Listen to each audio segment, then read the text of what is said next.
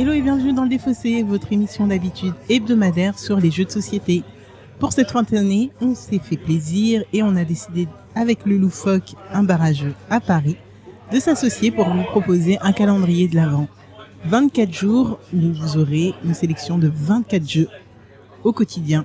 Donc il y a des choses qui changent pas par contre, donc ça va être toujours, on garde le format de 20 minutes pendant lesquelles qui seront séparées en 3 parties.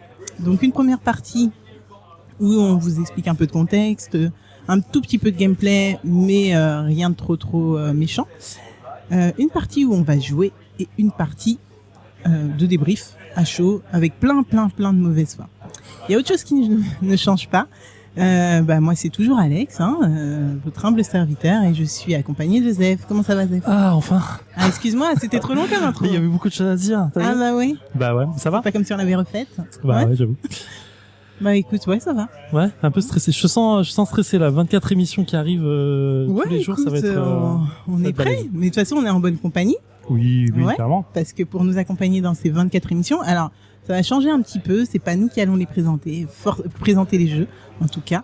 Ça va être les animateurs du Loufoque qui vont passer un par un au micro. On va les forcer tous, et même ceux qui sont pas animateurs, on va les forcer à venir parler de jeux. Mais aujourd'hui, on commence avec Tim. Salut Tim. Salut. Ça va? Ouais, ça va très bien. Un peu stressé ou pas? Il y a plus stressé que toi. Plus stressé? Oh non, je pense que ça va. Ouais, okay. Ça va? Tu vas nous parler de quoi aujourd'hui? Alors aujourd'hui, on va voir le jeu Everdell. Alors, ok, alors attends, un petit peu de quoi, mais il peut se présenter. Attends, mais j'allais y aller. Alors, présente-toi un petit peu, qui tu es, quel genre de jeu, tu joues depuis combien de temps, quel genre de jeu tu aimes? Raconte-nous tout. Ok, donc du coup, moi c'est Tim, ça fait un peu moins de 2 mois que je suis animateur au Loufoque. Et en termes de jeu, mis à part le jeu de rôle que j'ai pas vraiment pratiqué, globalement j'ai fait un petit peu tous les styles de jeu. J'ai eu une grosse période sur les gros jeux de 2-3 heures, mais globalement plus ça va, plus c'est aussi très sympa de faire des petits jeux d'une demi-heure, un peu plus divertissants, plus punchy, on va dire. C'est ça, ouais. Voilà, donc assez ouvert au niveau des différents jeux de société. Ok, et donc tes goûts ont évolué en bossant ici? Ça fait quand même un peu plus de 10 ans que je suis joueur, donc vu que là, ça fait un peu moins de 2 mois que je suis ici. Ça va. Dans la balance. Donc effectivement, mes goûts ont un petit peu évolué en 2 mois, mais la partie significative, c'était quand même sur le reste aussi de mon expérience. Ok, et donc tu nous disais que tu allais nous présenter Everdell. Ouais. Alors Everdell, donc c'est un jeu de James A. Wilson qui est édité par Starling Games.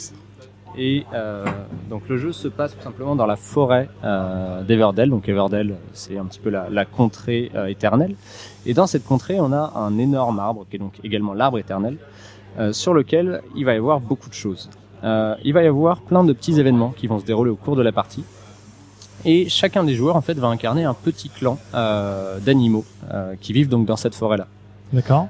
Le jeu va se passer à partir de la fin de l'hiver. Et donc va durer jusqu'au début de l'hiver suivant. L'objectif pour les joueurs, ça va être de construire leur cité en construisant des bâtiments, en récupérant des ressources sur l'ensemble du plateau, de manière la plus ergonomique possible pour faire, on va dire, ça va être un petit peu un jeu de combo de cartes et de gestion de ressources. D'accord. Donc le but, c'est de survivre à l'hiver, c'est ça? Le but, ça va être de se préparer le mieux possible à l'hiver. En fait, chaque carte va rapporter des points de victoire. Et en fin de partie, on va considérer que le joueur qui a le plus de points de victoire, c'est le mieux préparé à l'hiver qui arrive et donc qui va remporter la partie. D'accord. Est-ce que c'est un jeu qui se joue à combien? C'est un jeu qui joue jusqu'à 4. Il y a une version solo, donc c'est de 1 à 4 joueurs. D'accord, ok. Direct la question. Je demande, c'est bien. Ok, d'accord. Donc tu me dis gestion de ressources, combo de cartes et points de victoire, c'est ça? Ouais, d'accord. Globalement ça va être ça. Là, on a le plateau en face des yeux, on a des petits meeples tout mignons.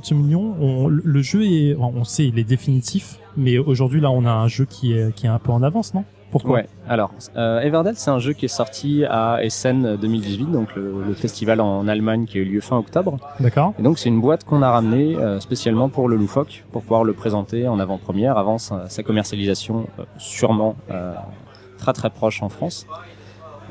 Pour les fêtes? Alors, il n'y a pas de distributeur annoncé pour le Ouais. jeu.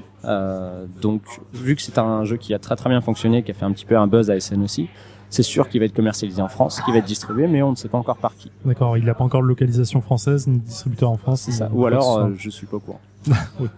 Si vous avez les infos, n'hésitez pas à nous le dire. Ok. Attends, alors moi j'ai encore des questions. Parce que là, en effet, on a le plateau. D'ailleurs, on vous le mettra sur les réseaux sociaux comme d'habitude. On a le plateau sous les yeux et je vois Spring, Summer and Autumn. Ce qui veut dire qu'on va passer d'un hiver à l'autre. C'est bien ce que Exactement. tu disais. Mais alors, on se prépare. Alors, en fait, il y a une manche où on va se préparer à l'hiver, à passer un hiver et après on se prépare à l'année ou... Alors en fait, le jeu débute à la fin d'un hiver D'accord. et va terminer au début de l'hiver suivant. alors, c'est Donc quoi, on en va fait, jouer ma question printemps, été, automne, et à chaque saison, effectivement, on va pouvoir utiliser les différents ouvriers, on va dire en fait les personnages de notre clan. Par exemple, moi j'ai les tortues, pour aller faire des actions, récupérer des ressources et récupérer des cartes. D'accord. D'accord. Et comment on passe d'une saison à l'autre? Alors dès que un joueur a posé tous ses ouvriers et qu'il ne pourra plus jouer de cartes ou qu'il ne voudra plus jouer de cartes, il aura la possibilité de passer à la saison suivante. Ce qui lui permettra de récupérer ses ouvriers, de récupérer un ouvrier supplémentaire au printemps et en été et 2 en automne. D'accord. Et donc au fur et à mesure du jeu, on va avoir la possibilité de faire de plus en plus d'actions parce qu'on a de plus en plus d'ouvriers à disposition. Donc Ok. on peut ne pas tous être dans la même saison. Exactement. Ah, bien joué. Un des points spécifiques du jeu, c'est que il est tout à fait possible qu'un joueur termine sa partie avant les autres. Ah, d'accord. À ce moment-là, on attend que les autres aient terminé et ensuite on compare Ah, les donc il n'y a points pas de de chaque déclenchement joueur. de fin de partie. Il n'y a pas de déclenchement de fin de partie. C'est bizarre ça. Si ce n'est que c'est quand tous les joueurs choisissent de passer à l'hiver. D'accord. Là, je vois sur le plateau, il y a un arbre donc, qui est monté en bout de plateau qui donne un effet un peu 3D. Il a plusieurs niveaux. Il y a 2 niveaux. C'est dû à quoi? Il y a une spécificité par rapport à ça? Alors à la base, on trouve donc toutes les cartes de construction qu'on va pouvoir faire dans nos différentes villes. Sur le premier niveau de l'arbre, on va avoir les cartes événements. C'est-à-dire D'accord. que c'est des événements qui vont être conseillés de faire au cours de la partie, ce qui rapporte quand même de nombreux points. Et donc pour essayer de gagner la partie, c'est plus facile si on a récupéré quelques événements. Et sur la dernière strate de l'arbre, on a tout simplement les ouvriers qui attendent et qui nous montrent ce qui va se passer dans chacune des saisons. C'est un petit rappel en fait, une aide de jeu, on va dire, D'accord. grandeur nature. Oh, bien, sympa. Tu dis que t'en as plusieurs clans. Toi, tu vas jouer avec les tortues, c'est ça? Mhm. Il y a quoi Ouais. d'autre comme type de clan? Alors là, Alex, elle a les écureuils, il me semble. Oh, ils sont mignons.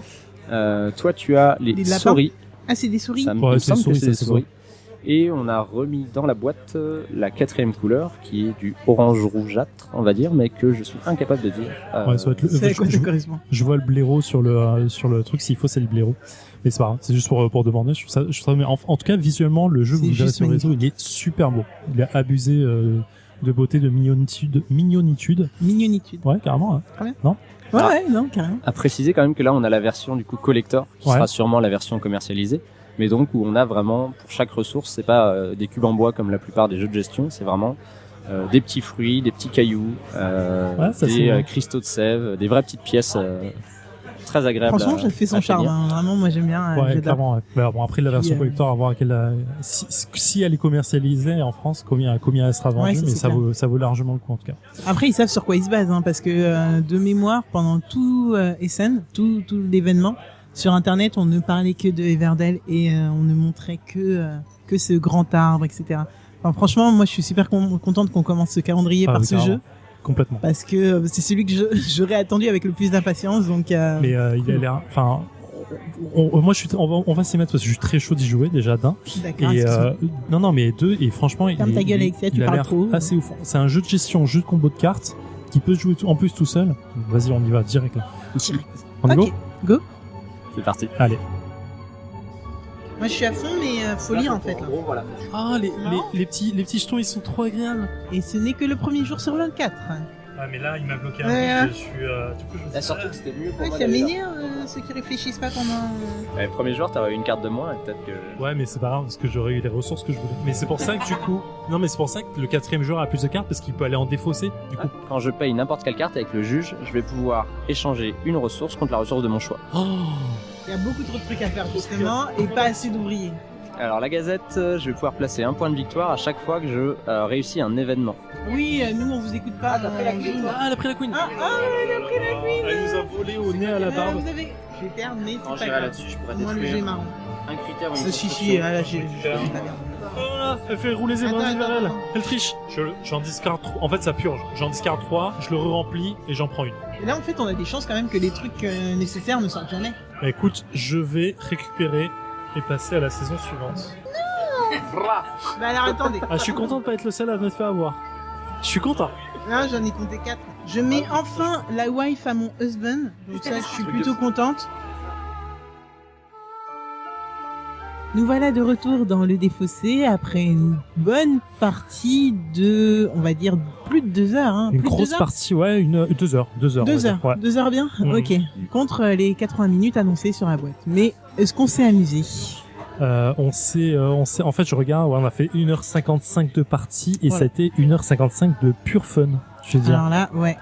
C'est Tim, clair. Bah, toi, tu avais c'était- déjà joué. un petit J'avais déjà fait un début de partie, Ouais. c'est-à-dire une saison en peu. Une fait. saison. Ouais. Donc Ouais. j'avais pas eu le temps de voir encore tous les combos qu'on pouvait T'avais faire pas d'une tous les saison à ouvriers. l'autre. C'est ça, j'avais joué avec 2 ouvriers. Donc Ouais. c'était vraiment un début de partie et là à la fin de partie, on se rend vraiment compte de l'ensemble de tous les combos qui sont possibles, de toutes les combinaisons de cartes, des C'est événements. presque et- trop en fait. C'est hallucinant. En fait, c'est vrai que le jeu a une triple profondeur, j'ai l'impression, parce qu'au début de partie, on récupère pas mal de ressources sur la première saison. Puis on se rend compte des combos qu'on commence à avoir, donc on commence à les mettre en place. Puis la seconde saison, bam, on refait la même chose, mais avec plus d'action, qu'on se rend compte de toute et à la fin, c'est festival. Ouais, c'est ça. Bah, C'est affolant. c'est vraiment le côté de la saison du milieu, l'été, Ouais. où t'as pas cette phase de production et où en fait, je pense qu'effectivement, quand t'as fait plusieurs parties, tu vas te dire, ok, première phase, vraiment dès la première saison, je vais construire tout de suite des bâtiments de prod pour qu'ils produisent immédiatement au printemps. Parce que si tu retardes un petit peu ça, bah finalement ils produiront pas en été. Et Oui, clairement. Ouais, t'as vraiment la un prod timing. est récoltée, c'est vraiment et c'est super intéressant parce que tu peux finalement, enfin, moi j'ai fait une partie sans prod quasi ou sans ressources. Et en termes de pool de points, c'est pas non plus la folie en Ouais, termes ça de se retard, tient. mais par contre j'ai pris énormément de retard sur la fin parce que j'ai fini de jouer avant. Alors comme c'est un jeu qui a pas de déclencheur de fin de partie comme on disait au début de l'émission, finalement moi je me suis retrouvé bien on va dire 20-25 minutes Ah ouais, c'est à clair. attendre que vous finissiez de jouer. Voilà. Et ça c'est assez marrant quand même. Par contre, contrairement à ce que moi j'ai une petite nuance à mettre par rapport à ce que vous disiez. Moi, j'avais pratiquement pas de rien à récolter au début. En fait, j'ai fait pratiquement toute ma partie. Même d'ailleurs, Tim à la fin me demandait est-ce que t'as des trucs, des cartes vertes qui servent à les récolter principalement. Et malheureusement pour lui, j'avais rien du tout pour lui. Oui, mais Donc, t'allais récolter des ressources directement avec les métals. ouais, ça, Oui, ouais. voilà. Ouais. Ah ouais, moi je croyais que tu C'est ça. parlais de la mécanique qui s'enclenchait. Non, on Ok, disait dans les d'accord. premières, Ok. dans le premier tour avant la fin de la saison, première saison, finalement, tu vas récupérer beaucoup de ça pour essayer de poser tes cartes très rapidement derrière. Enfin, sur la deuxième Exactement. saison. Moi, j'étais plutôt d'accord avec Alex. Je Ah parlais ouais vraiment des cartes de prod qui Ah, vont produire voilà. automatiquement en fait sans que tu aies besoin de Oui, dépenser ouais, sur la d'ouvriers première partie, hein. à la fin du printemps et à la fin de l'automne. Ouais. Bah, c'est, en tout cas, moi j'en ai pas eu besoin parce qu'on ne l'a pas dit bizarrement. Bah, Mais c'est toi, Furiel. j'attendais que tu le dises. Ah ouais J'attendais que tu le dises, vas-y. Alors, première vraie victoire. Parce que oui, à l'auberge sanglante, je suis arrivé 2e. Certaines mauvaises langues ont dit que arriver 2e, c'est pas une victoire. Moi, j'étais devant J'ai pas Zéphiriel, dit ça m'allait. J'ai pas dit ça. D'accord. On ira retourner sur les réseaux sociaux avec tous ceux qui m'ont bâché parce que c'était pas une victoire. Mais là, et victoire écrasante sur Zéphiriel. Bon, Écrasante, sur tout le ouais. monde, mais sur tout le monde. T'as Zéphiriel. surtout gagné la partie, c'est ça qu'il faut dire. Oui. J'ai Bravo, gagné la bravo. Mais donc voilà, comme quoi au final ça sert. Enfin, j'avais pas forcément un intérêt grand à utiliser, à faire une mécanique qui faisait que les récoltes, enfin que je récolte automatiquement. Alors, en fait, c'est Pas le au début, type en tout de cas. jeu sur lequel t'es jamais vraiment bloqué en fait. Quoi qu'il arrive, tout le monde a joué, t'arrives à ton tour et parce que t'as, comme on explique, on va pas expliquer, mais effectivement t'as des emplacements qui sont limités en termes de place sur le plateau. Mais quoi qu'il arrive, tu peux faire quelque chose. T'as toujours une façon de jouer, t'as toujours un truc qui va t'intéresser, qui va te faire récolter une ressource, piocher quelques cartes. C'est toujours agréable d'avoir ce type de jeu où la réflexion est intense entre chaque tour parce que tu calcules tes coups, tu calcules tes points de victoire. Mais et de pas forcément être bloqué à ton tour en disant ah merde putain l'emplacement que je voulais il est pris, du coup je peux rien faire à mon tour. Et pourtant, c'est vraiment aussi un jeu de blocage. Oui. Là, on l'a vu sur des cartes qui plusieurs pouvaient fois, intéresser à chaque fois le joueur suivant. Eh ben, le joueur précédent est obligé, s'il veut pas vraiment laisser pas une victoire facile, mais disons 6-7 points pour peu de choses, il va être obligé de bloquer. Et, Ah oui voilà, t'es obligé de et- faire la police. et ça, c'est vraiment intéressant le fait que tu puisses bloquer l'autre, mais qu'en même temps la pluralité d'actions fasse que bah il sera pas vraiment bloqué. Tu vas juste lui enlever quelques points, mais Bah, il tu va, vas peut-être il va toujours avoir lui beaucoup de possibilités. bloquer quoi. la carte qu'il voulait pour comboter avec ce qu'il avait en main ou ce qu'il venait de poser. Et ça, c'est quand même gênant pour une stratégie de jeu, on va le dire. Ça arrive à tout le monde autour de la table au moins une fois, Ouais. facilement. Mais clairement, c'est toujours agréable de se dire, ok, mon jeu n'est pas foutu en l'air, ma partie n'est pas foutue en l'air parce que je voulais cette carte et sans cette carte, je peux rien faire. Non, au contraire, Il y a d'autres tellement possibilités. d'actions. Il y a vraiment un champ assez impressionnant de possibilités. Par contre, il y a quand même, moi j'ai ressenti en tout cas cette frustration de passer de saison alors que tous les autres ils sont encore à la saison d'avant. Et toi t'as l'impression d'avancer beaucoup trop vite et de mal faire quelque chose. En tout cas, moi j'ai eu cette impression. Je crois que je suis la seule à avoir avancé 2 fois en avance. Donc je sais pas si les autres, si vous l'avez ressenti comme moi. Bah, je crois que vous moi, étiez à la fin, j'ai déclenché la dernière partie du jeu très rapidement par rapport à vous. Ouais. Parce que j'avais fait une combo C'est ça, différente ouais, qui me donnait c'est la moins dernière. d'action finalement dès le début du jeu. Et cette frustration, je l'ai parce qu'effectivement, en fin de partie, je me dis merde, putain, j'aurais pu faire encore plein de choses. Et voilà, mais Ouais, mais toi, c'est pas, ta frustration, elle vient du fait que t'es déclenché ta fin de jeu, en fait. Plus que. oui, mais ça revient au même finalement. Ouais. C'est que tu déclenches des actions très rapidement que les autres, alors que Ouais, les autres sont ouais. encore au début de jeu. C'est la même mécanique. Et de Pour fait, expliquer, je me suis retrouvé vraiment pas bloqué, mais en me disant, j'aurais peut-être dû faire autre chose, j'aurais dû Ouais. actionner les choses différemment. Mais Pour c'est expliquer vraiment, un petit on peu. reste dans un mouchoir de poche, donc Jeff- c'est plutôt agréable, quoi. Ouais, c'est pas faux.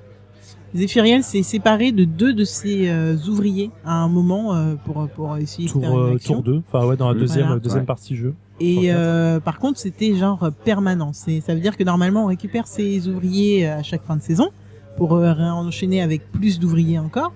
Et en fait, Zéphiriel on a blacklisté Ouais. 2 Mais jusqu'à la fin de la finalement, partie. si je fais le pool de points, ça m'a fait presque un tiers de mes points pour avoir fait ça.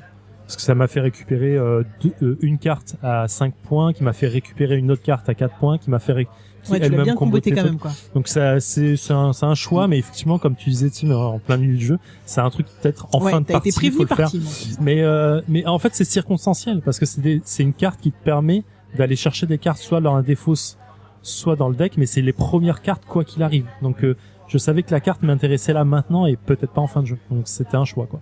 C'était mais, un mais du coup, là, t'as bloqué quand même 2 ouvriers. Donc peut-être qu'effectivement, une Ouais. des deux, c'était circonstanciel, il fallait y aller à ce moment-là, Ouais. et que l'autre, tu t'es un peu emballé, on va dire. Mais au final, ta combo a réussi à aboutir à la fin de la partie. Alors Donc, effectivement, la deuxième, je me suis emballé parce que je voulais récupérer un événement de points et je pensais que ça suffisait ce que j'avais sous les yeux. Donc c'est ça, l'erreur a été là en fait, effectivement. Je me suis bloqué un deuxième ouvrier pour pas grand-chose. Mais bon, le Première jeu partie, est fantastique. Première partie. Ouais. Au final, ouais, voilà, c'est ça que je voulais demander.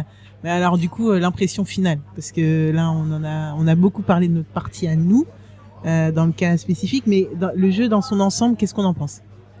bah, pour déjà, moi, vas-y, visuellement, il est énorme, quoi. En termes de graphisme, à part ce qu'on disait au niveau de la lisibilité Oui, ouais, il y potentielle a de 2-3 certaines points noirs, mais c'est pas la informations, mort. parce que les cartes sont faites un peu plus sombres. Enfin, il y a vraiment un univers graphique qui a été choisi et qui fait que certaines infos sont en plus petit et que c'est vraiment à nous de faire gaffe là-dessus.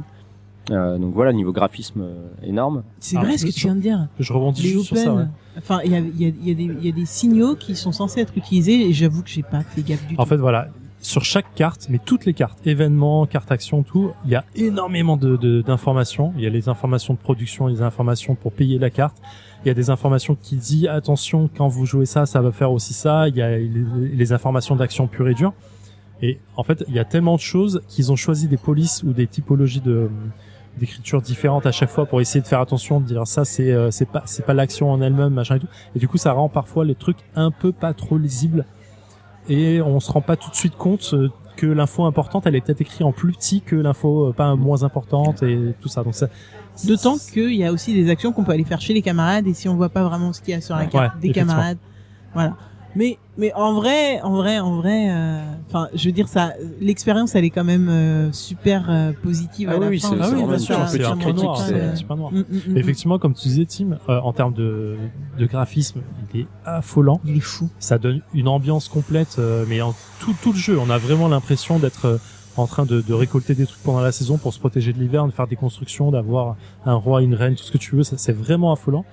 Les combos de cartes sont fantastiques. Tu restes pas bloqué pendant le jeu. T'as plein de choses à faire. Il part dans toutes les directions possibles en fait. Et C'est vrai qu'au début, première saison, trop.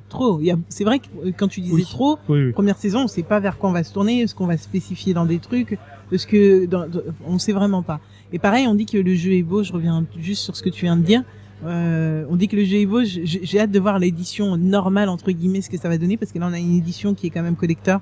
Donc je pense qu'il y a des éléments qu'on n'aura pas dans la version définitive, mais je ne doute pas que la version normale entre guillemets soit magnifique quand même.